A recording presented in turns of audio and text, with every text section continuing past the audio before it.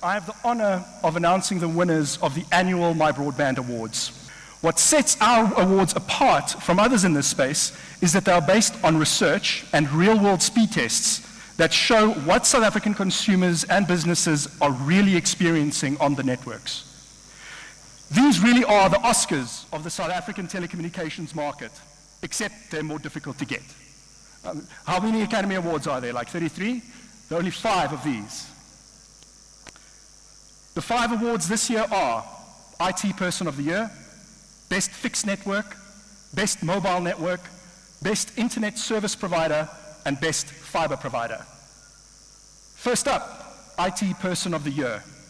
The IT Person of the Year award recognizes an individual who made a big difference in the South African telecommunications market. We look at leaders who advance the industry and ensure that South Africa competes on the global stage. South Africa is blessed with many excellent leaders in the telecommunications market, which made this selection challenging.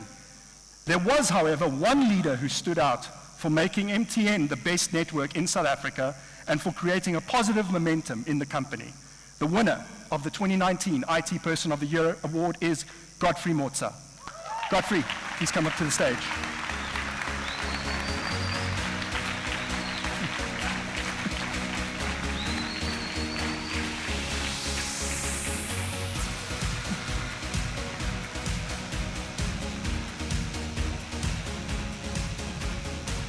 Congratulations. Thank you, man. It's a pleasure. Thank you. Thank you.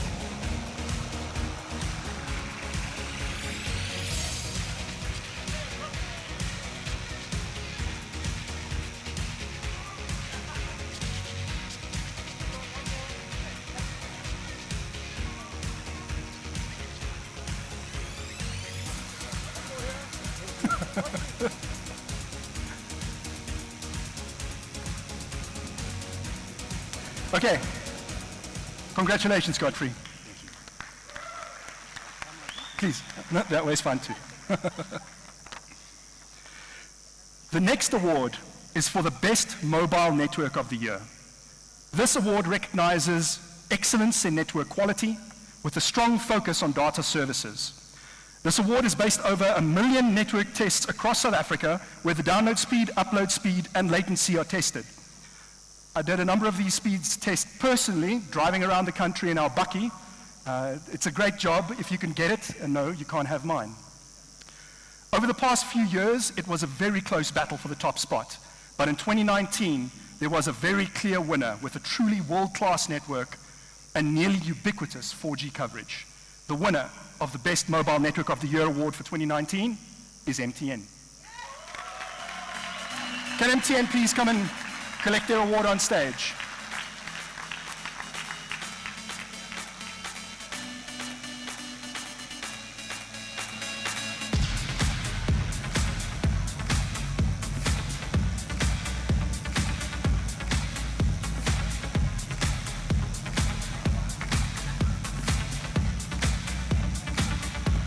Congratulations. Thank you.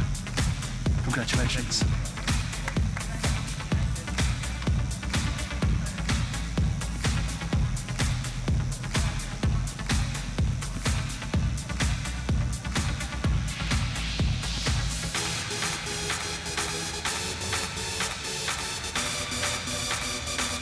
Good stuff. Thank you very much.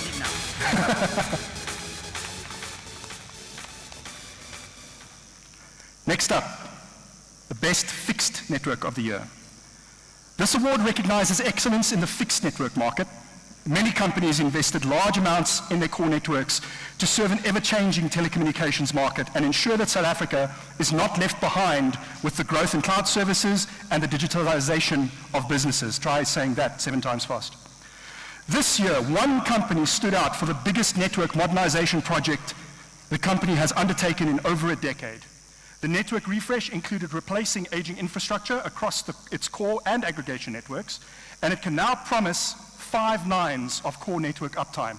That's 99.999%. You might have seen that number around today.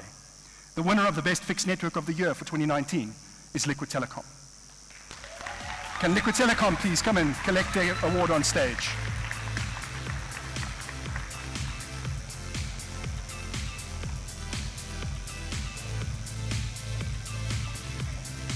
Congratulations. Yeah, please.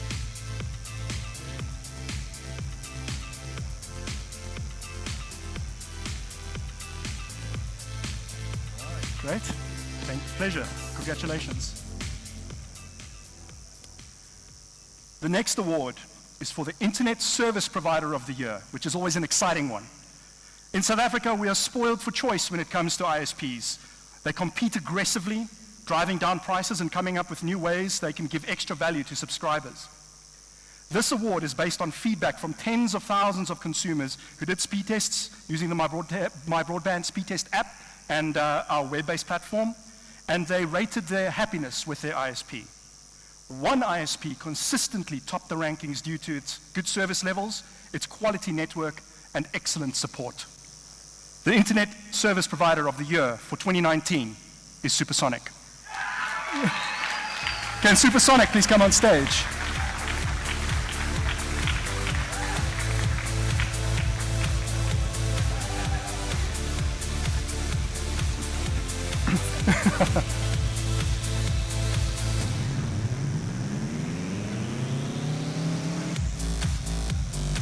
Congratulations. Godfrey, we should have just kept you on stage.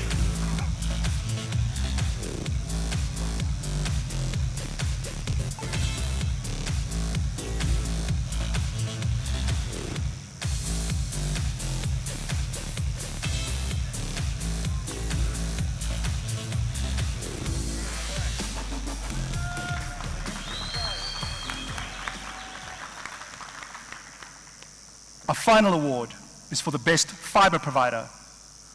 Thanks to the steady liberalization of South Africa's telecommunications market since 2008, the fiber network operator market has also become vibrant, with many companies competing for market share. One company stood out this year for its ambitious plans to connect underserved neighborhoods, and having grown from a tiny startup in 2014 to one of the largest network operators in the country. This company has truly brought fiber to South Africa and sparked a revolution which saw many other companies rolling out fiber across the country. The best fiber provider of the year for 2019 is Vumatel. Can Vumatel please come and collect their award?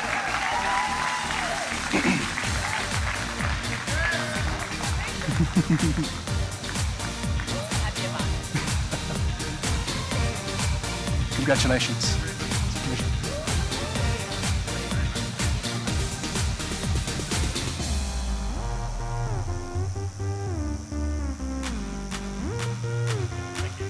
Thank you, pleasure.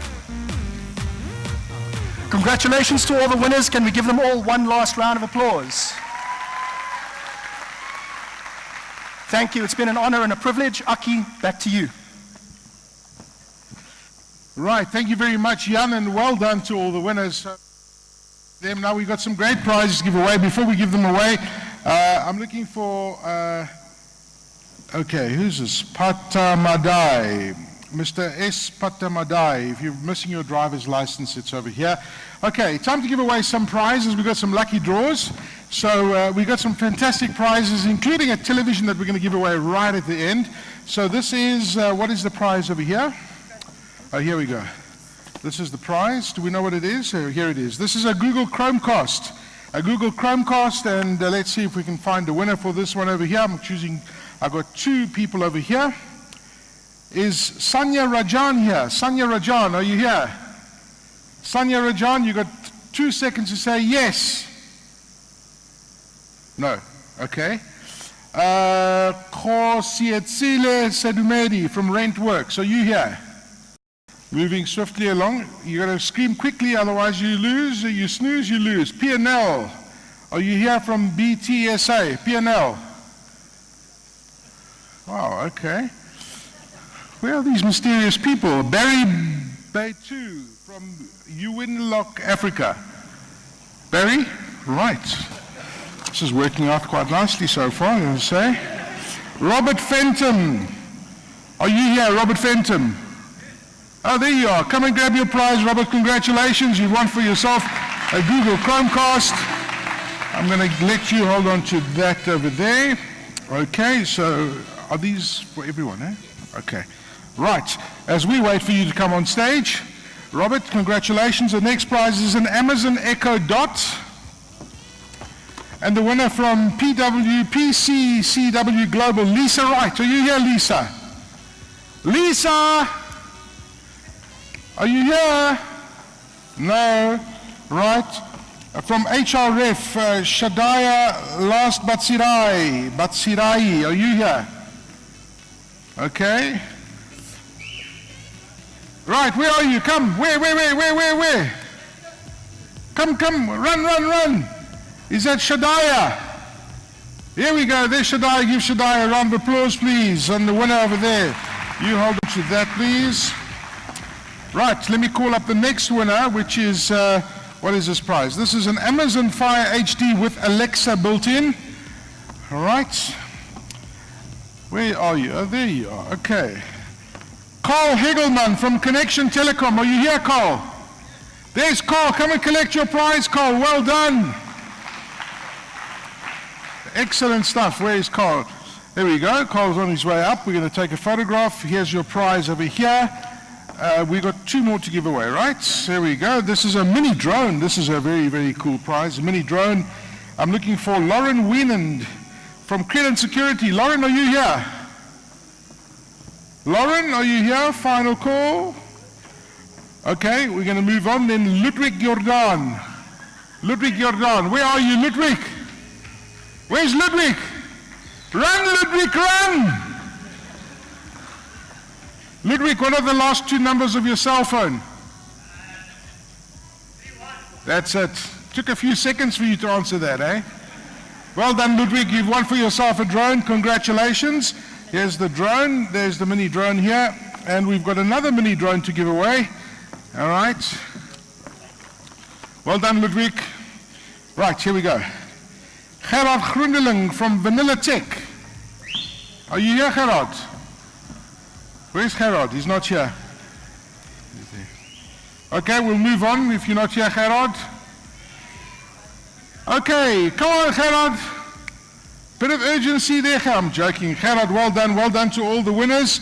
Gerard is from Vanilla Tech, and Gerard wins the second drone. Don't forget, you can still keep tweeting. We've got a special prize just now. MyBroadband conference. If you're going to be tweeting on that, you're going to be winning for yourself a fantastic prize. So here we go. Let me just pop that into the box as well. Thank you very much. Well done, Gerard. Give Gerard a round of applause, please. Thank you very much. Okay, let's move on to the second part of the program. Are you guys enjoying the MyBroadband Conference 2019? I'm hearing such good words about the speakers. The quality of the speakers have been fantastic. I've really, really enjoyed listening to the speakers this morning. It's really been an awesome conference so far. So let's move on, and I'm going to invite Davy de Wet from QCon on stage. Where are you, Davy? Davy, come and join me on stage. Is Davy here from QCon? Oh, there is Davy. Okay. So we're going to be talking just very briefly about what QCon is doing, because you guys are doing some very interesting stuff. So grab a seat over there, Davy. Good to see you again. QCon CEO Davy de Wet is on stage with me. And Davy, just tell us about QCon and your product Tubii. How do you pronounce it? It's spelled T-W-O-O-B-I-I. How do you pronounce it? Like to be connected or not to be? To be connected or not to be connected. So what is Tubii? What do you guys do exactly? Tubii is a satellite broadband product. Yeah. So it's an off-grid product. So if nobody can connect you, if you're off-grid, we know off-grid from Eskom, but you can also be telecom off-grid. Yeah. And if you're telecom off-grid, then Tubii is the product for you. Are you saying there's no fiber in the middle of Northwest Province? I think there's a lot less fiber than we thought there is. Okay, I'm getting there. But now, like areas, I'm thinking like Northern Cape, for example. I mean, you think of remote farms. On a serious note, I mean, it's not going to be financially feasible for Vumatel or whoever to just go and put an LTE tower, or Vumatel to put fiber in that particular area. That's where you guys come in. How does it work? So do you need a dish, and you talk to a satellite, and the satellite transmits data down, right? Yes. So it's like a two-way DSTV IP solution. So okay. It's a DSTV type of installation. It's got a satellite dish. It's got an internal modem, and it transmits IP in both ways. It must be so expensive. I don't think so. I'm kidding you. It's I was looking at 50% your of the pricing. price you quoted this morning. I was looking at your pricing. I couldn't believe how affordable it is. Yeah, So it what are we became- talking about setup firstly? If you set up equipment, 550 rand a month. 550 a month. And the speed of access for data, for example, how much is it a gig and how fast is it? Well, we're talking 10 megabits down, 3 megabits up. Okay. And we're talking roughly in terms of package, it's an uncapped service, but we're talking about 50 rand a gigabyte. 50 rand a gigabyte. Gee whiz, I know a company that sells their data at that price. And So I bet you in the area that you're in, it doesn't rain either. Yeah. How's that for words, eh? Oh, I'm so creative today, eh? But Davy, on a serious note, I mean, who are your customers? What are some of your success stories? Well, it's business, retail, financial sectors. And interesting enough, when you think satellite, we think rural and you always go to the extremes. But funny enough, it's the people that can't get but want. So we're talking Bronkhorstspruit, we're talking Cullinan, we're talking the Edge, we're talking Eastern Cape, we're talking KwaZulu-Natal. Yeah. We're talking KFC in the middle of the Beaufort Bess. Yes. So point of sale is a classical application. Yeah. So point of sale 3G, you guys try to pay for something and the attendant goes like this. Yes, yes. Okay, or if you're a little bit more in trouble, there was a sorry sir, no signal. Yeah. So that's the application. So you fixed on that speed, or can one buy more and have faster speeds, or is it 10 meg download? We're sort of on that level. You've got to keep it manageable because Yeah. you've got to keep it affordable. And yes, when you come from a fiber perspective, 10 megs seems slow, but it is very sort of workable. If you're a business, we've got lodges in Namibia, sort of 80 rooms, 100 room lodges, having full business on these services. So it's become a very workable solution. Yeah, it's amazing. You think about the fact that you're in an urban area and you've got fiber and you've got LTE and you've got connectivity, but the moment you go out of the radius of a city, you know, those kinds of services are not really easily available. So your service is quite smart. You just, raise the question of lodges, for example, retail sector, banks in remote areas. I mean, there are tons of different applications. Well, yeah, forecourts, retail, any shop, any point of sale connectivity out, corporate data, reservations. Yeah. And fiber has got an interesting business case. If you put a piece of fiber into this street, you've got to get the money from the street. Right. So that's actually going to put a lot of pressure on where does fiber go next. Okay. Whereas satellite, we actually can service anywhere, even Southern Africa. So which satellites are you using? Are you using those low-level satellites, or are you using satellites above those? We're using the ones above those at the moment. We are working and testing the low orbit stuff. It is coming. Interesting enough, we tend to always think at the moment there's still a pecking order in life. Yeah. We still have fiber and then microwave and then satellite. We do know that's going to change. Yeah. In time to come, if we're blessed enough to be here in 2-3 years from now, we're going to see fiber actually having a head-on competitor with anywhere satellites. So we chatted last year very briefly, just out of interest. Can you divulge this? I mean, how many customers do you have? I'm just thinking out loud, there must be, hundreds, if not thousands of customers that would want to make use of your service. There's a big customer base, there's a big target market. There's also quite a bit of hurdles we're working through. Yeah. Partly satellite is not new to anybody. Yeah. And mostly everybody will say, yeah, but I know satellite, and they will quote the 3 myths. Yeah. They'll tell you it's slow and expensive and it's got a latency problem. So What is the latency with satellite? 600 milliseconds if you don't manage it. You can't make it less. You can't use it for VoIP, or can you use You it for... can, of course. Yeah. I mean, a long time ago, all international calls was over satellite. Yeah. Even now, there's many cellular networks over Yeah. satellite calls. And if you watch DSTV, you don't see a latency problem when you watch the soccer game. So Well, it's an unless you're a Man application. United fan, there's always a latency problem. So, so that's sort of the market. The network run at 50 megabits per second at the Sorry, moment. Bernard, I didn't mean that. My mate Bernard, big Man United fan, he's going to fight Yeah, with me it's for being a ugly power. to Man United fans. And obviously the rain, weather conditions permitting, if there's a big thunderstorm, you don't have that. We have gone largely past that stage. Oh, really? Yeah. How do you do that? Well, the technology adapts. So if the signal weakens, it actually changes the modulation and it compensates for the loss. It's adaptive coding modulation. So yes, your DSTV might still fade because that's interested to the network. But for data, we've by and large overcome that problem. That's amazing. So it's, we've driven the thing about satellite is availability. It's anywhere. It's rapid to install.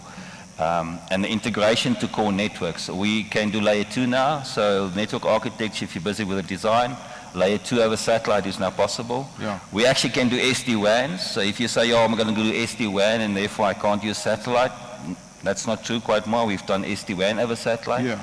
So those applications are all now becoming satellite. And things like microwave links, is that not a danger to your business? Oh, not really. No, we're pointing the beams to the sky. So the microwave, we're out of that. No, I'm saying, I mean, if people can send, networks, data across different, bounce it off different microwave links to various areas, that's not a that's not a threat to your business, no, eh? no. Okay. Well, are you guys going to stand here? Yes, the stand is 2B, so QCon is the company. Okay. By the way, we're celebrating 30 years this year. 30 years, Yeah, that's amazing. so we're very blessed. So it's been a long journey. Congratulations, Davy de Wet. Thank you very much for chatting to us and telling us about how you're making a difference in the satellite business, providing connectivity. Awesome stuff, Davy. Okay, thank you so thanks. much. Davy de Wet, ladies and gentlemen. Thanks, Thank you very much. Okay, now we move on to our next speaker. I mean, you've heard from all the big players, and the guys that have been driving the agenda the last 5 years, we need to give them some credit where credit is due. So do me a favor, ladies and gentlemen, and welcome on stage the Chief Officer for Consumer Business at Vodacom. Please welcome Jorge Mendes on stage to have a chat with me. Jorge, come and join me.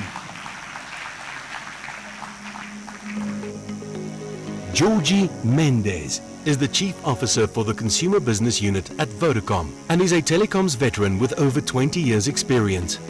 Jorge joined Vodacom in 1994 and since then he has played a number of roles in the business. He has also successfully managed all the sales channels within South Africa and has driven strong operational management in the regions. During his tenure at the company, he has worked in Vodacom's businesses in Tanzania, DRC and Mozambique. Jorge holds an advanced executive program from the University of South Africa and project management and customer care qualification. Please welcome Jorge to the stage. George, nice to see you again. And by the way, ladies and gentlemen, normally I chat to Shamil traditionally at the conferences, but Shamil is abroad at the moment. Where is he in the US? Yeah, he's at Harvard at the moment, so Yeah. he's getting some more wisdom to come and give us a hard time when he gets back. When is he back, by the way? He's back end of the month. Okay, fantastic. End of the So, how are things at Vodacom? Yeah, going well. I mean, the market's tough, but I think we've got the right plans, executing on the strategies, and largely I think the turning points of the market have taken place and we're adapting accordingly, so I think progressing really well. Yeah, I mean, I raised the price, I raised the point of high data prices. People are still talking about data prices. Every month I'm hearing something different that you guys are doing to push the prices down. And yes, I think if you compare Vodacom's data prices 5 years ago to where they are now, they are down. But as a consumer, I'll be honest with you, I don't think they should be where they are. And there's various reasons for that, which we're going to discuss. But what's your take on the pricing, of data pricing? It's coming down fast, but why is it not coming down faster? Okay, it's a good question. And I think, firstly, we have to acknowledge the industry that's done quite a tremendous amount of work in really supporting pricing transformation and driving prices down. One of few industries that do so. So a commitment from the entire industry. And the competitiveness is really also making these things possible. But I think there's a few factors, and I'll talk about what we're doing, and then I think what we need to further enhance the pricing transformation process. Yeah. So we've taken pricing transformation across the board, prepaid, postpaid, at a segment level, and really we're trying to segment to a proposition of one. So if you look at pricing, we've just in the last year dropped by another 40%. That's quite significant. If you take out of bundle data rates, that's dropped by about 70%. It just takes out 4 billion immediately. So that's the kind of investment, if you like, that indirectly goes into pricing transformation just in a 12-month period. So it's really, really strong. If you look at some of the propositions on MBB, I mean, you can now get 80 plus 80 at gigs at a 299 price point. Those price points were not heard of before. Yeah. So it's got to be done in a sustainable, responsible manner that we can exist beyond the next 12 months. Because more importantly, it's got to align to purpose. If we want a digitally included society and we want to make sure that there's inclusion for all, it cannot be a reckless way that does not allow sustainability and so on. And I think largely what's probably missing to bring the cost to carry down is the spectrum allocation. Yes, and I want to get into that in a second, but just come back to the data for a second. I mean, it's amazing. You look at the what makes up your income, right? I mean, 10 years ago it was mainly voice, Yep. and today it's mainly data. So how has that shift affected your business and the profitability of your business? You touched on the cost of data, for example, but right now, when you look at voice and data, how much does it make up of your revenue revenues? component, I would imagine that data is the biggest revenue generator right now. So data is just under half of the revenue from a voice and data perspective. So I think that is a fundamental shift, and it's happening with all the telcos. But I think from our perspective, what's more important is what does life look like after this? And we've been strategically planning and executing on some alternative strategies, if I can put it, adjacent revenue streams that complement communication in totality. Yes. And for us, it's a big play on digital lifestyle services. So that's been going for a little while now and gaining some traction. So we have 3 platforms. We have a music platform, and that's gaining good traction. We've got 30 million tracks on there and about 3.5 million registered customers and just shy of 1 million that are actively using it. So like a million people, customers that are streaming music, right? So Correct. it's a new platform. And you're going right up against the likes of Apple Music and Spotify and that, Absolutely. for example. So, and there's still money in that business. Absolutely. I think what we have that's quite unique as telcos is the billing relationship and the ability to collect different types of funding or Yeah. costs from subscribers. So at the micro level, at a monthly level, charge to bill, credit cards, Yeah. etc. Okay. So if I just refer back to the different revenue streams, we have Play Inc., which we've just launched, which is a gaming platform. Yes, I we saw do that. intend these services to be OTT play, but we want to get it right for our own customers first. And in addition, we've got big content play. So video play is also growing very nicely. Yeah. The ability to watch little bite sizes, if you like, of video clips, highlights. I'm also, unfortunately, a Man United fan at the moment, so Shame, man. going through a hard time, digging deep. But one of the things we did on video play, which was exclusive to us, is we brought the FA Cup to video play. So it's not just Yes. for content that doesn't matter. I would argue that when you take United's playing conditions at the moment. And you're playing Liverpool on Sunday, so I mean... I don't want to talk about football. Yeah. Any Liverpool fans here today? Oh my gosh, they're going to come out here afterwards, you know. Lucky you didn't have this 30 years ago, because that wouldn't have happened. They would be hiding under the tables, you know. And who am I to talk? I'm an Aston Villa fan.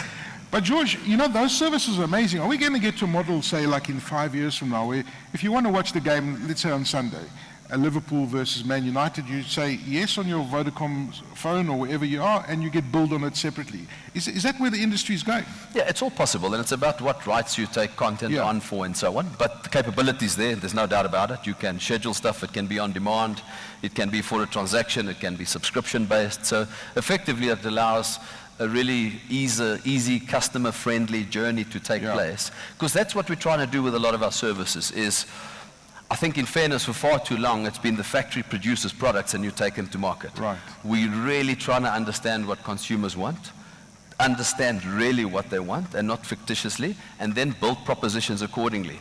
So we're a segment-led organization, and in essence, we do research and insight at customer level to start understanding what they need, and we've been transitioning more and more in that direction.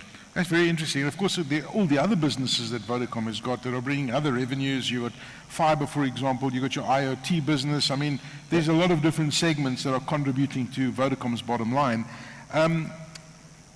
I mean, I mentioned just now, I mean, MTN won most of the awards this year, but a few years ago it was Vodacom Yep. who was winning most of the awards. And of course, there's a direct correlation on money spent on your network and the results and the quality of your network.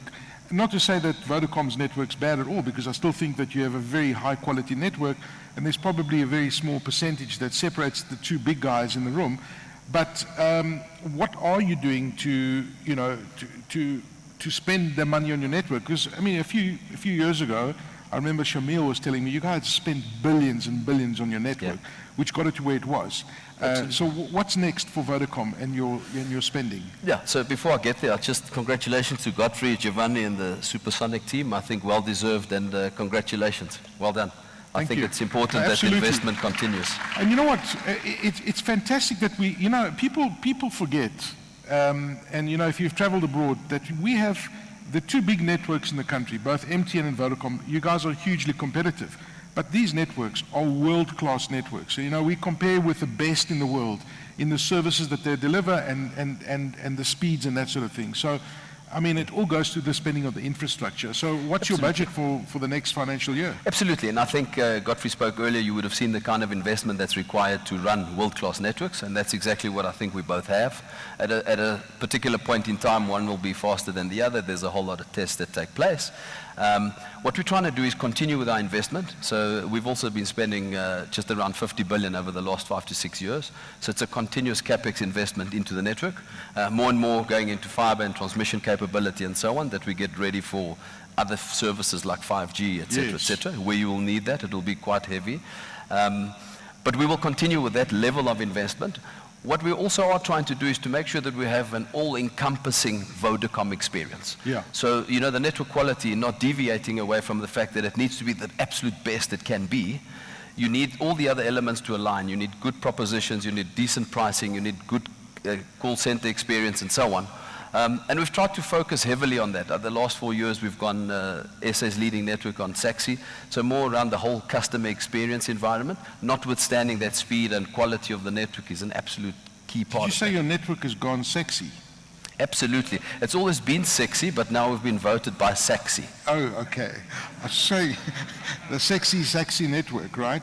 But listen, but your competitors are coming at you quite fast. I mean, 5G is just around the corner. Sure, it's not a mature technology yet. We know where you've been playing with 5G in Lesotho, and you guys have been doing lots of tests over here. I mean, it's nothing new. I remember actually being at VodaWorld, was it 2 years ago, Yanni, Yes. that Yanni was showing 5G. Could have been longer than that, right? Yeah. But when is 5G going to go like mainstream? Now, we obviously need the devices to be there. You need the routers to be there. What's your strategy for 5G? Rain has already said they're going 5G. What's Vodacom's strategy? So we will go 5G, there's no question about it. Yeah. For us, it's about spectrum availability first and foremost. You cannot handle it with the current spectrum allocation that we have to go mainstream and commercialize. So we're really continuing to push and communicate and collaborate with the policymakers and so on to ensure that we get that level of spectrum allocation.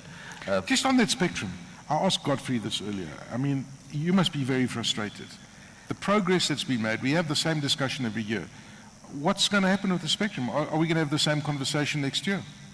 Well, we hope not. We at least have policy direction now, so it's about a little bit more speed of execution in making sure that whatever process needs to happen to free up the spectrum takes place. And we've put up our hands to say whatever we need to do as an organization, but I think largely the industry, to make sure that that spectrum does make itself available, because you need that. We cannot continue. We already reform spectrum from the 2G space to try and give that kind of better quality and experience, but with the limited infrastructure that you have and access to spectrum in particular, it's very difficult to take it mainstream. So it's part of the strategy. Spectrum is the one element. I think the devices, the price points need to come down because they will be excessive to really go mainstream. There's probably good use cases when you talk an MBB kind of strategy and to SME SOHO, but at an individual consumer level, I think the prices of hardware will need to drop significantly. I mean, you talk about devices, and I look at the new Samsung devices, and I look at the new iPhone devices. You're in the consumer division, right? How do people afford phones like this? How do people afford to pay over 20 grand for a phone? What are you seeing as the consumer head at Vodacom, the life cycle of these phones? Are people upgrading and getting their new contracts? Okay, it's a great question, and I mean, there's a lot that's going on, but the short answer is yes. Phones are becoming more expensive. Our exchange rate is under pressure regularly and erratic, so that makes it difficult. We've structured agreements that largely cater for big deviations in the FX. We put into the marketplace north of 8 to 8.5 million units a year. So what we've done is some initiatives to try and address the consumer pressure. There's a number of contracts that we've now taken from 24 to 30 and 36 months. So effectively it reduces the street price of the deal down by a certain amount, making it more affordable. On prepaid, we have prepaid handset financing that we can now do over periods of time. We have ad-funded devices, and we have a whole bunch of propositions where even into the entry smartphone space, we can give you the device for the same value we give you back data. So effectively it's free. $6.99, we'll give you $6.99 back in data. Clever accounting to move, the value around, right? I'm not sure that clever accounting is the right term. I don't know who's in the audience, auditors and stuff like that. but it's good commercial savvy that's being applied to dress That's the word I was customer. looking for. That's the word I was looking for. Out of interest, what phone are you using, George? I've got the iPhone. And lovely, great phone, great device. Played around with the Samsung at the launch last week. Yes, yes. They went and launched the Fold as well, which I think Yes. is quite novel, quite unique. Gee, but that's, how much is that folder? It's like 35,000 or something. 45K, yeah. So then that you'll pay the phone off over 48 months instead of 36 months, right? Sun Yung from Samsung is going to kill me, but I think you have to sell a small car and your townhouse to take up the phone. But it's a good product, and Yeah. those we then put at 36-month contracts. So, I've got to talk about the big elephant in the room. I mean, if it wasn't for all the latest stuff that's been happening with Huawei and the Americans, etc., what's been going on, I mean, Huawei was one of your best performers, if not the best performance in your stable, and they were well on their way to being number one in the world, right? And Yeah. I think this has really slowed things down. What is happening with Huawei at the moment, and their products, and what does it mean for customers going forward? Because largely this situation hasn't been resolved. Exactly. We're just trying to stay close to the situation. We're involved in many ways, but the ongoing trade war between China and the US, we've been caught squarely in the middle as an industry, and specifically Huawei. Not too long ago, it was another brand from China as well. So is it that organization specifically, or is it broader China-US? We can't speculate, but we are getting caught in the middle. We've put a whole bunch of mitigation plans to deal with what would life without a supplier look like from an infrastructure perspective. It's quite scary because the changeover is quite significant. So we're looking at those kind of plans and what is possible. The same thing on the device strategy is to look at what the world looks like. Strangely enough, they've been more competitive and their sales have gone up in terms of volume. Oh, really? So they're not really feeling it. We hope it will be resolved, to be honest. My personal wish is that it does somehow. Having said that, one can't withstand the possibility around security breaches and so on, and we could never stand for that. As an ethical organization, you'd have to go through a process that makes it absolutely clear that we're not dealing with a real breach of security, etc., or is it just a commercial transaction that's taking place between two very large organizations? But have handset sales for Huawei models, have they kind of plateaued? Not at all. In fact, as I say, they've grown in South Africa. So for the first 2 months when the first announcement took place, and it's been delayed in terms of an outcome on the Yes. decision, the latest one now being 19th of November, is when we expect some feedback. That feedback could also come in the form of another delay as opposed to an absolute outcome. Okay. But their sales have actually gone up. Wow, that's Volumes interesting. have gone up. That's very So interesting. they're quite defiant in the context. That's very interesting. We talk about security, and I think that's one of the biggest threats for everyone is hacking, cybersecurity, identity theft. When I trust so much of my personal information with the likes of Vodacom, for example, and I've got to compliment Vodacom. I just had a case of identity theft the other day. These guys copied my ID. They got my same ID number. They just swapped my picture around. And they managed to get a contract on your network, and the idiots actually gave a delivery address where the phone was delivered to and everything, which is, I don't understand how they do that. But regardless of that, you guys dealt with it swiftly. But cybersecurity, identity theft, is it a big problem for Vodacom? Is it a thing that you focus aggressively on? Absolutely. I think as an industry, and to be quite frank, all organizations going into the future, as the world becomes more digital, cybersecurity and that kind of fraud and risk around digital stuff is becoming very, very real. Yeah. So we have a survey that's conducted at Vodafone Group, and the output is that around 25% of companies only have sufficient, adequate cybersecurity protection to adequately mitigate these kind of things. We do have a massive cyber control center at our Midrand campus. Okay. And we've got a whole bunch of people that monitor cyber attacks and threats from all over the world, from all sorts of countries, live monitoring control center. Really interesting to see I would love how to see this it. I mean, happens. are you guys constantly being attacked Permanently. the whole day, I would So, imagine? as I say, permanently, and I think the same is applicable to most organizations with Yeah. any level of technology. It's about how do you mitigate that kind of risk? How well do you do it? We're continuously investing more and more, and our transition from a traditional telco into a tech company is going to require that happens even more so the case. Yes, yes. So we really have to ensure that digital identity management and protecting consumers' data I'm not just talking about POPI and GDPR, but really protecting information of the consumer that, basic things like hacking into bank accounts, as we've seen recently in the press by somebody having a voice prompt and just transferring funds on behalf of somebody else, that's going to become very real. So we really are investing quite significantly to try and mitigate these factors. So what's the story with you and Seacom? Are you guys dating, or what's the story? We date with everybody. Let's see, Aki's waiting for more. I'm going to leave it like that. I just want to say you're very promiscuous, but I wasn't going to say, but you've got a very good security system. You mitigate against that. But it's an interesting, what are you using? I mean, you're buying more capacity from them, essentially, right? And you want to expand into the African continent.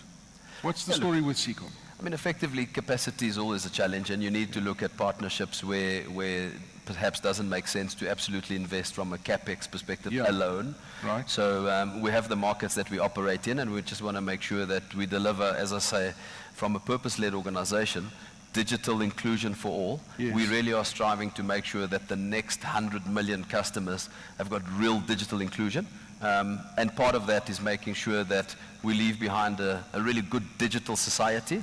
And then linked to that is the planet, is to make sure that we leave it in a better place than we've left off. And in rolling out this kind of infrastructure more and more into environments that give you better energy, clean energy, etc. Is that, would you say that's Vodacom's purpose? I mean, as an organization, what you all strive to achieve, and everybody in the organization, is it, leaving that legacy behind, a clean environment? What would you say is Vodacom's purpose? I think first and foremost, it's connecting for a better future. That's the hard line, if I can put it that way. That's what we do at the core. And what you will see more and more is even the propositions will have that. So it's not corporate social responsibility and handing over checks on the side and cutting ribbons. We will continue to donate and invest in matters that are close to our heart, education, etc., etc. But we want to make it part and parcel of what we do every day, including staff, by the way. We've got now the capability where they can go and work in environments for a couple of hours a month. They register it, whether they want to teach at a program because they have that skill, or go to an orphanage. It's really about a sense of giving back to the communities that we derive profits from, but leaving the world in a better place and making sure that the consumers are connected for a better future. Okay. What's your take on Cell C and what's happening at the moment? I know that you're a competitor, and I asked Godfrey the same question, but at the end of the day, we need healthy networks, right? And we need networks that have got infrastructure spend to deal with the consumers and capacity. But it's really worrying to see what's going on, the amount of money that's been owed. And as it stands right now, I mean, I know that there's different models that they've tried to put in to re-energize the business financially, but it must be a concern for the industry, and you especially from Vodacom. Yeah, I think it's a really difficult position that they find themselves in at the moment. There's a couple of things, but they know best. But certainly, these networks are very CapEx intensive. You need to have a strategy that either you have access to someone else's network in some kind of commercial arrangement, and that needs to be something that's longer term, because as you see prices dropping, capacity is increasing. So the trick is to marry the two and make sure that the commercial structures that are in place, if you're not building your own network, cater for future expansion and growth and prices dropping and therefore traffic increasing. Right. So that's the one. If you're going to invest in your network, then you have to do it the whole way.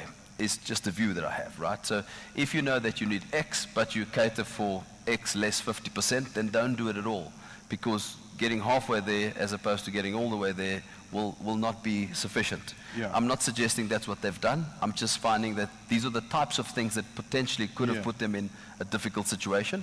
And I think the market's become very competitive. If we're all honest, Telkom has done a really great job. We love good competition. The brand is fresh and clean. They've been creative.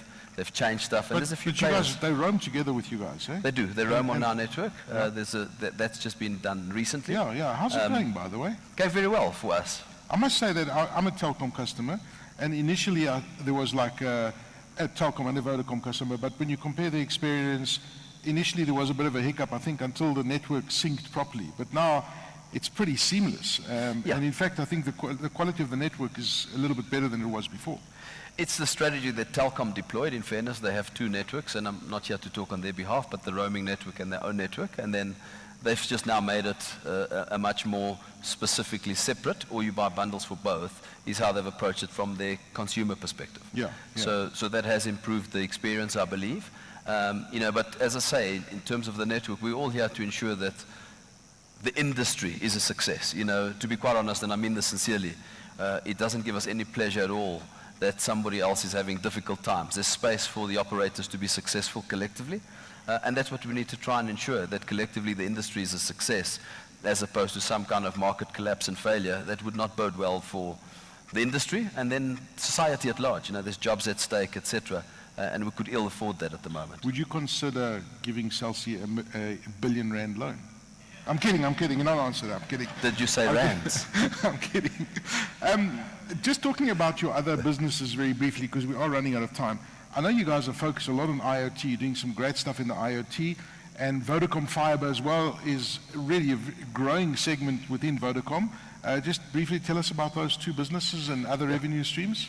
Yeah, so IoT we've had in the enterprise space for a while, typically machine-to-machine kind of capability. In the consumer space, we've just gone live a few months ago.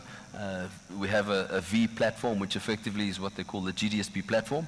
So that SIM card linked to that platform allows you to roam at a local rate. So we have a bag tracker. Obviously, if your bag travels overseas and you lose the tracking because of the roaming arrangement, it really makes the product useless. Yes. So linked to the GDSP platform, that is capable at the local rate. We have a bag tracker that's gone out. We've got a kids tracker that's gone out. That's we have quite a cool. V-Home solution. So you stick this in your bag and you can see wherever your bag is. Correct. Anywhere in the world. Yeah. That's really cool. So we have the V-Home solution that's come out. It's got 5 pieces of hardware in there, so a bit of a starter kit. And one of our strategies is to, or our ambition is to making a smart home a hobby. You know, and IoT Next, the acquisition that we've just done recently, will enable that, because I can just say watch the space, but it will allow various operating systems to talk to each other, and we think that's going to be quite a significant piece going into the future. Okay, I'm going to ask you one last question, and just give me a date. That's all I need to know. Provided that everything goes according to plan and you get the spectrum and everything is sorted out, right? When do you think you will turn 5G on commercially in South Africa?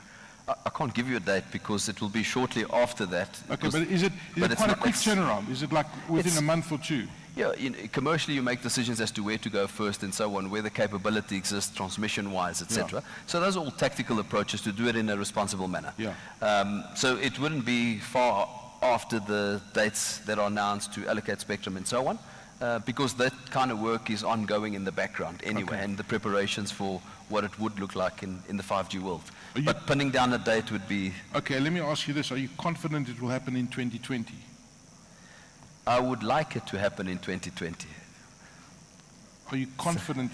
Jannie van Zyl, Godfrey, I'm looking at you guys as well. Are you confident that you will turn on your 5G networks in 2020? So if it was in our hands, I'd say yes. It's not in your hands, and you've got to free up spectrum and so on. So, I mean, again, without dodging the question, we want to get going ASAP and make it commercially viable and launch commercially. But I think it's critical for your business growth and profitability and all of these kind of things. I mean, you really are hamstrung at the moment as a network.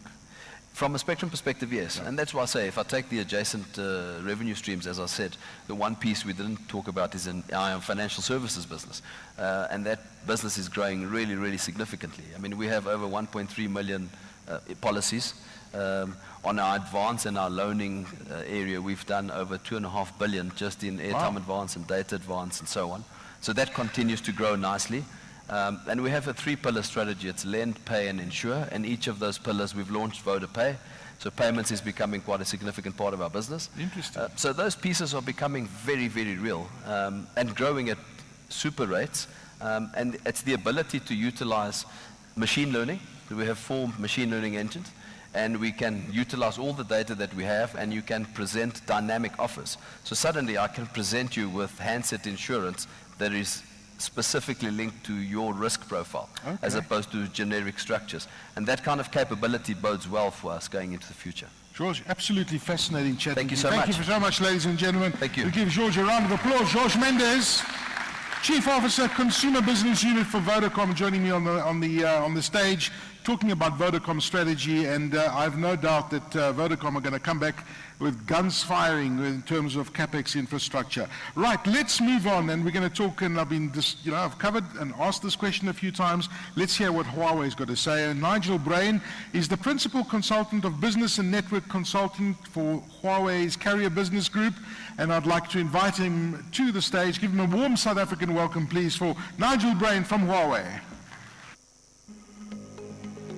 Nigel Bruin is the principal consultant of business and network consulting at Huawei Carrier and is an industry veteran with over 30 years experience in the global IT and telecoms market. Nigel has a strong background in fixed and wireless technologies with extensive experience in working with equipment suppliers, telecommunications companies and ISP startups.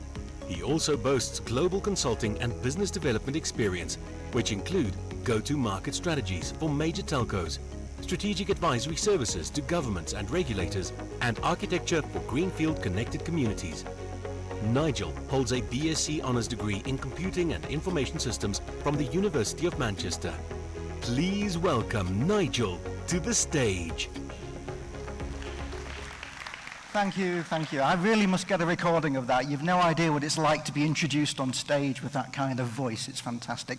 I realise I'm the last on the stage. I'm going to hopefully give you the Huawei's view on what we want to do with the Industrial Revolution, particularly 4G, 5G. And I'm going to say things like, we can do this now, we can do this profitably. That's going to be my message for today.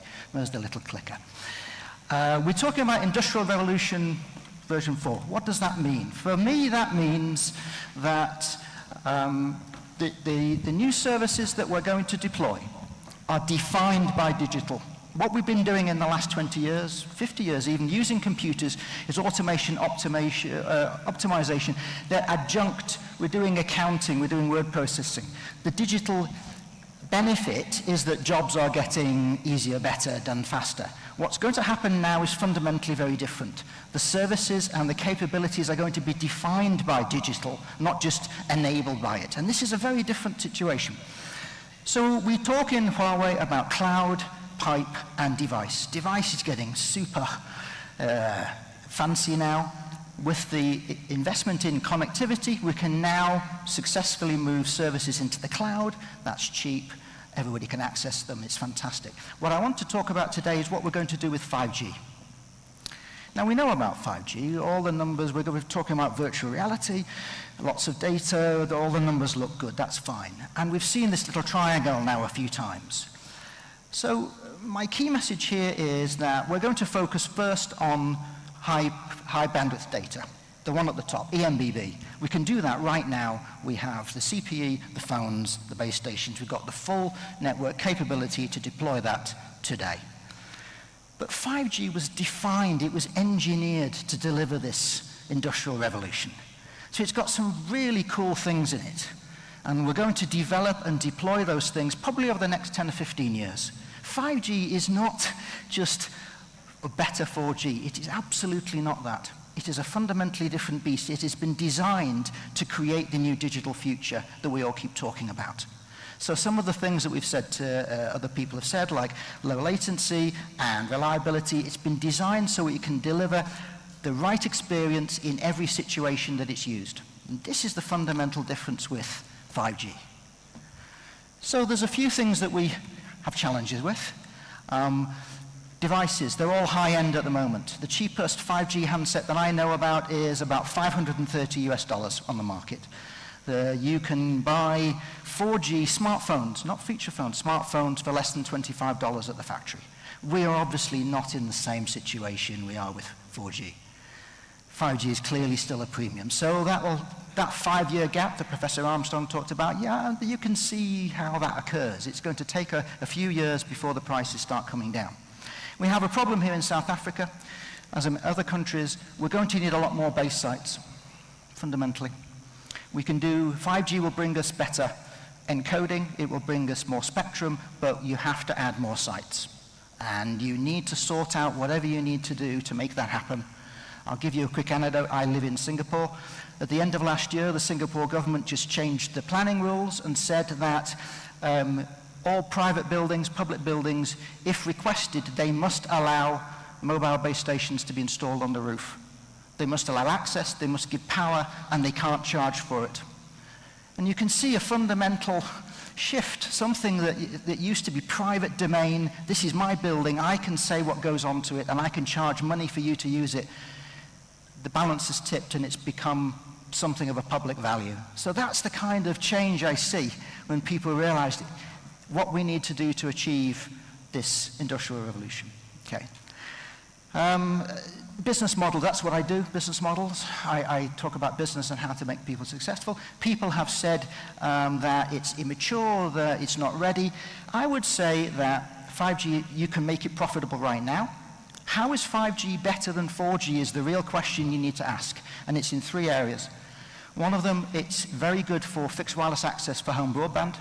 It's very good for high performance streaming, particularly video, and some other high bandwidth applications. Those are 3 areas that you can monetize right now, and then you can get the handsets coming in, and then you can build a business around digital services, music, and then you start addressing the enterprise. You can build a business model with 5G today.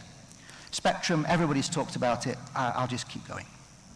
The thing about 5G is that it's happening quicker and more rapidly than anything we've seen before. We've seen all these graphs about what happened with 3G and 4G. 5G seems to be very different. If you remember the first 4G phones, it took about 2 years before we got a decent handset that could last the entire day on the battery. If you remember that. That's not the case. You can buy handsets now that will last all day. So it's happening quicker and faster. So that's the first thing. Secondly, what will happen with 5G, it will be an overlay in the beginning. We will have the 4G network as the base, and then 5G on top as an overlay. This is not a replacement. 4G and 5G will work together. So one of the things that we say in Huawei is every dollar that you spend now should be on your 4G network, and it should be aligned to what you're going to need in your 5G network. So that means fiber to the site, arranging your poles so you can add the 5G antenna when you need it. Every 4G dollar should be a 5G dollar. And the other question that this chart raises is, what do we do about the decommissioning of the old networks? You've got to pick one, either 2G or 3G has to go. You can do either. I've seen Taiwan is turning off 3G, Singapore, Australia have turned off 2G. You need to, for various reasons, cost, maintenance, the amount of power this is using, you've got to start decommissioning and you need a plan. When they write the book, hopefully, The History of 5G, the first chapter will be headed, We Deployed Fiber. Now, you know that Huawei has already shipped 200,000 5G radios. So that's already happening. But actually, the clock started ticking on 5G a couple of years ago. If you look at AT&T, Verizon, these people, they started deploying fiber years ago. They were putting fiber to the site, they were increasing the density, and they were upgrading their backhaul and transmission. That's already happened. You can be working on that part of the plan right now. So fiber and 5G I just see as extremely complementary, and one requires the other. The Fiber to the Home Council earlier this year, this is a European example, but they calculated how much extra would it cost. If you're rolling out fiber to the home, how much more money do you need to spend to put in the extra capability to support 5G later on? And the maximum was 7% more, and the least was less than 1%. If you plan together, these things become a lot more affordable. So a big message for today is we need to plan together to achieve this. These things can be done. Okay, so these are the local market statistics. They're generally going up, and I can't do better than some of the previous speakers on the market analysis. But I'm going to look at the bottom right-hand corner. So Huawei does a lot of benchmarking, which we publish. You can look this up, the global industry analysis. We've got all this. You can find it on the internet. And South Africa's doing pretty well. It's doing well on cloud and doing well on data centers, but it's not up to the average on broadband. And that really is a gap that's starting to open up. And that's really to consider, how do we bring forward this 4G, 5G future that we all keep talking about. So that's really the story from the numbers, is we need to focus on the raw connectivity. So, these are all the things we need. I'm going to say this a few times in the different ways. You need a coordinated plan. It's government, industry, and the operators all working together to plan these networks cooperatively with the right rules and regulations. So in some places you need sharing, and with other places there will be side-by-side competition. Sometimes it will be sweeping away obstacles like wayleaves, access to private land, access to power, and things like this. We need to have a systematic plan to eliminate all of the things that are stopping us achieving this next generation type of network. I think that ICT policy, which is something I've been talking about, I mean, I've been in Huawei about 8 years now. I've always been talking about this to audiences. It's just alignment. You just have to align interest, and you have to decide what you want to do in your country and then lay out the plans. Simple as that. It's like going to the moon. You just decide one day to go. I'm going to move on. I want to talk a little bit about what Huawei is doing on the skills side of things. So this is something that we launched this year in Huawei Connect in Shanghai. We're quite proud of this. This is our Tech for All. And what we're trying to do here is balance our business value and our social value. So it's a little bit more than, corporate social responsibility. We're actually specifically addressing what can we do as a vendor to help and improve skills. So Tech for All is the program. So we've got the technology. We've got lots of that. We've got systems that can be deployed in rural areas and in difficult environments. We have that. That's something. What we want to do is augment that with how do we empower applications to use this kind of network, and how do we develop the skills of the people who will use it and grow. Because 5G is just an underlying technology. If you look at all the things that 4G came, it was Airbnb, Uber, scooters, all these things. It was never planned. That was never the 4G plan. It's the same thing with 5G. You have no idea what cool stuff is going to be created. But you have to work on the basic skills and get them talking. So we do hackathons, we do tech accelerators, we do sponsorship deals, the seeds for the future. That's where we take people, we take them on a technical, business and cultural tour through China, take them over to Hong Kong and into Shenzhen, show them how it all works. Just to develop people and give them a bit of global scope, and also try to encourage them to follow the ideas that they have. Because one of the things I'm not worried about in South Africa is ideas and innovation. I think you'll be fine. All we need here is to give you the tools to then develop those ideas. So we've picked 4 areas that we want to focus on. Healthcare, education, development. And our target for Huawei is we want to have positively impacted over 500 million people over the next 5 years. So that's us seeing that the future isn't just connectivity, it's going to be using that connectivity to build the future, and we need the people to go along with that. So that's a big part of what we want to achieve as a company. This is my last slide. It summarizes really, you can see the numbers. Somebody said earlier that 5G is not mature. I would agree with that. I think we will be developing 5G for at least 10 years. No problem. It happened with 4G. The release 16 is next year. There's release 17 after that. We'll be doing lots of really good stuff over the next 5-7 years. No problem. But that doesn't mean it isn't available for use now. So my closing message in all of this at the MyBroadband conference is really that all we really need is just to say, go, let's do this. What do we need to let's get going and get deploying this? And I repeat again, it's available now, it's profitable, it's secure, we can deploy, we have all of the pieces necessary to deploy 5G on top of 4G, and then you can then get going on all these cool things that we want out of it. So that on top of that, we've got the skills development that I'd like to highlight from Huawei. And so I'm going to bring it to a close. I'd like to thank the MyBroadband team, very, very good conference. And I really hope that next time I see you guys, we're having a very different conversation. So thank you very much for today. Thank you, Nigel. Fantastic, sir. Thank you very much. Really encouraging stuff. And great to see that Huawei is using, so many different initiatives, and education is such a key aspect. Absolutely. And I think it unlocks an incredible amount of value. I do have to ask about this, and I've asked the other speakers as well, because it's the big elephant in the room, the situation between Huawei and the US and the sanctions and all the shenanigans that are going on. Are you optimistic that it will be resolved pretty soon? Because Emma, aside from Huawei and the other players, like I mentioned, one of your colleagues in the industry from Nokia, and obviously Ericsson and everyone, it's in everyone's interest, right, to have a playing field where everybody's playing. And I think that this whole trade thing is stifling 5G at the end of the day, and it affects everybody else. So what's your take on the situation? Well, I take the question. I'm not going to comment on the politics. I will say a couple of things just from what I see in Huawei. Huawei is a technology company. That is our heart, is we do technology. And that hasn't changed. And all this, what I do see is a reaffirmation that we should focus more on technology.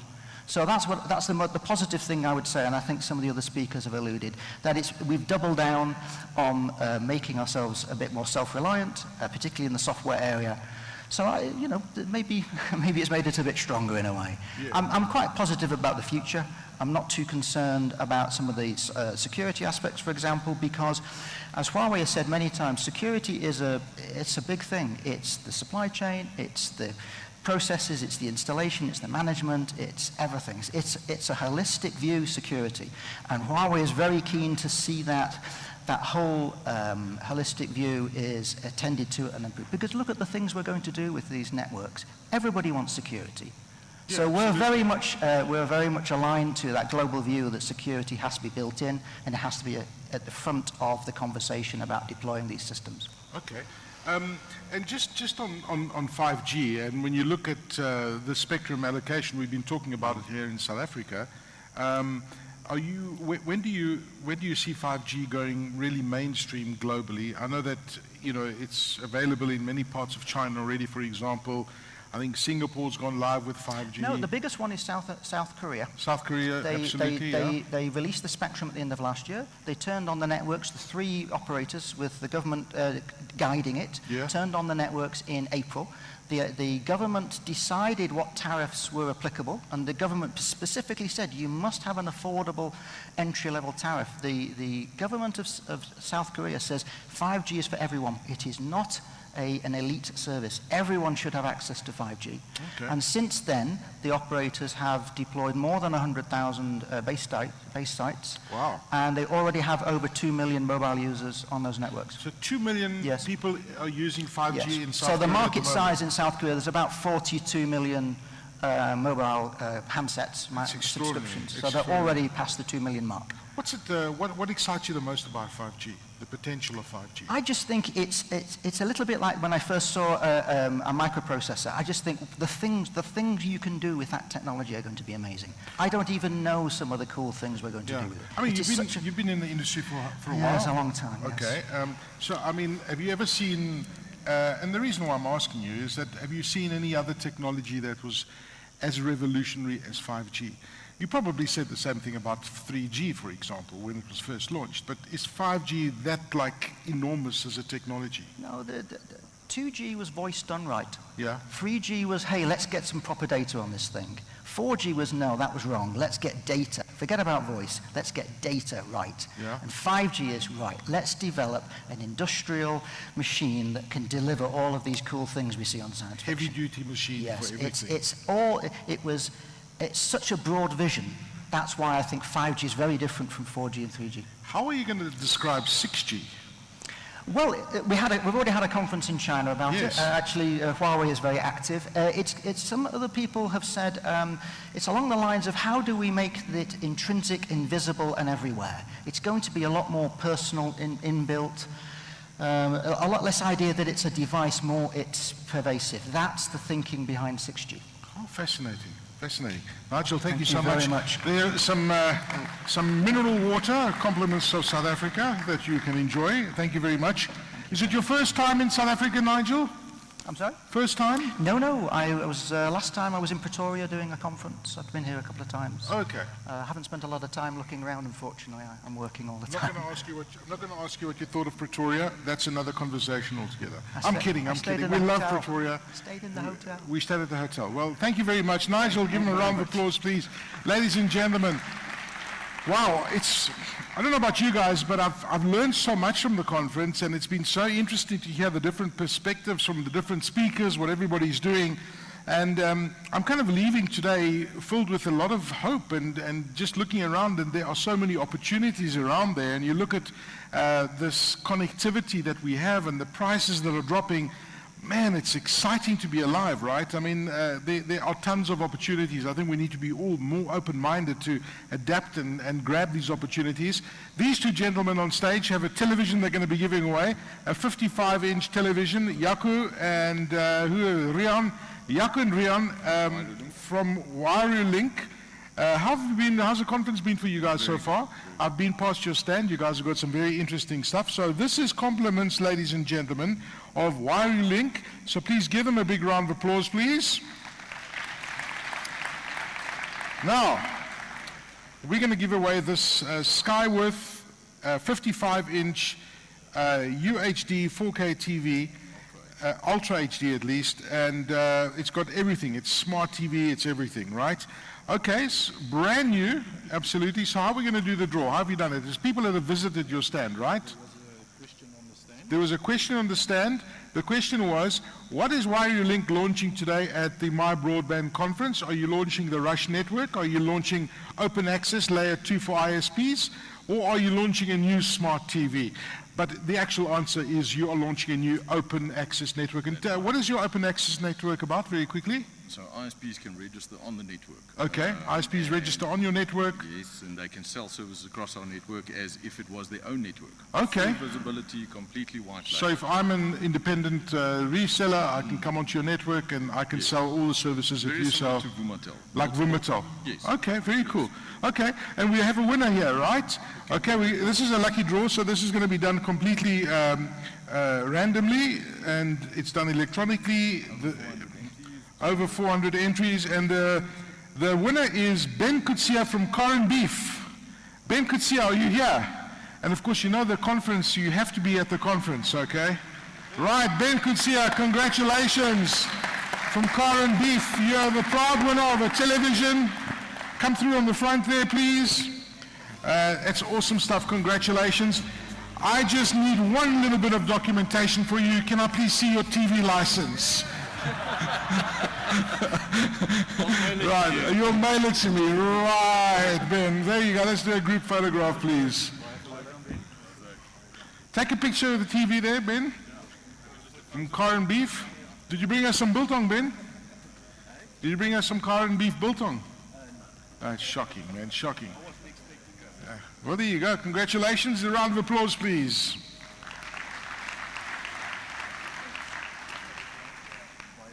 Thank you very much, gents. Enjoy it, Ben. Thank you for producing your TV license.